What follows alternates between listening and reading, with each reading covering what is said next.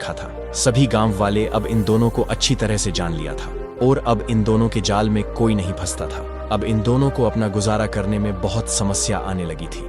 एक दिन बसंत ने लखन से कहा, भाई कुछ तो करना पड़ेगा, वरना ऐसे तो हम भूखे मर जाएंगे यार। लखन ने कहा, भाई अपने गांव में हर कोई हमें जान गया है, अब यहाँ कोई भी अपने जाल में नहीं फंस सकता। हम पास ही के दूसरे नगर में चलते हैं, वहाँ चलकर लोगों से ठगी करेंगे। कुछ धन इकट्ठा होने के बाद हम अपने गांव लौट जाएंगे। बसंत ये सुनकर बड़ा ही खुश हुआ और वो भी लखन की बात से सहमत हो गया। अगली सुबह वे दोनों अपने गांव को छोड़कर दूसरे नगर की तरफ चल दिए। बहुत दूर चलने के बाद वे दूसरे नगर की सीमा में पहुंच गए। नगर में पहुंचकर वे लोगों से अपने बारे में बताया कि हम जीवन यापन की तलाश में पास ही के गांव से आए हैं, हमें कोई भी काम मिलेगा, हम अपना गुजारा कर लेंगे। और फिर वे एक पुराने खंडहर में रहने लगे। इसी नगर में शांति प्रसाद नाम का एक साहूकार रहता था। साहूकार ब्याज पर पैसा देता था, साथ ही वह अपने समय का पक्का और ईमानदार भी था। उसके पास नगर के ही नहीं बल्कि दूर दूर के गांव के लोग भी कर्ज लेने के लिए आते थे और वादे के मुताबिक जब उनके पास पैसा आता तो वह साहूकार को ब्याज समेत चुका देते थे। वह वक्त से पहले ना तो किसी के पास तकाजा करने के लिए जाता और ना ही किसी से कभी बदतमीजी से पेश आता था। इसके साथ ही उसमें 2 गुण और भी थे, वह दयालु और ईश्वर को मानने वाला था।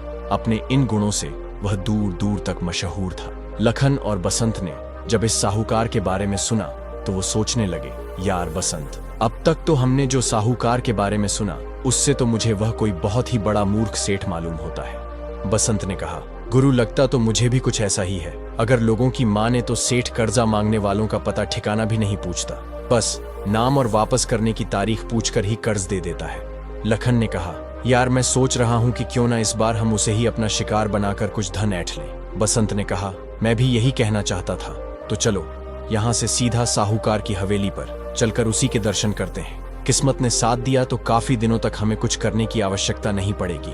और फिर दोनों ठग सेठ शांति प्रसाद की हवेली की तरफ चल दिए। वहां पहुंचकर वह सेठ की हवेली में दाखिल हुए और देखा कि साहूकार शांति प्रसाद अपने कई मुंशियों के साथ गद्दी पर बैठा हुआ था। ठगों ने कहा, राम राम सेठ जी। राम राम भाई, तुम कौन हो और मेरे पास किस काम से आए हो? दोनों चालाक ठग अपनी रोनी सी सूरत बनाकर कहने लगे, सेठ जी, हमारा नाम लखन और बसंत है, आपके पास बड़ी आशा लेकर आए हैं। पिछले साल गांव में अकाल पड़ने के कारण खेतों में अन्न का एक दाना तक पैदा नहीं हुआ।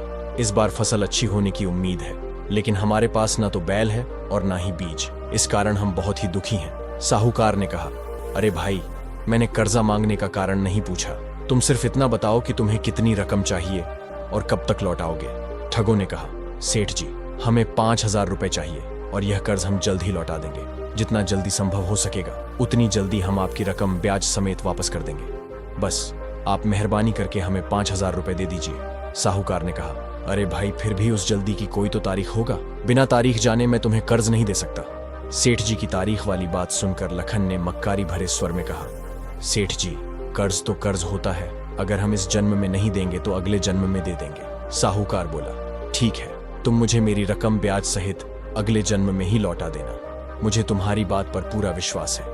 यह कहकर सेठ जी ने अपने मुंशी को आवाज लगाई, मुंशी जी, इनके नाम का खाता खोलकर इन्हें 5,000 रुपए दे दो और लिखा पढ़ी भी कर लो। यह लिख लो कि यह ब्याज समेत हमारी रकम अगले जन्म में लौटा देंगे। मुंशी ने हैरानी से कहा, अगले जन्म में?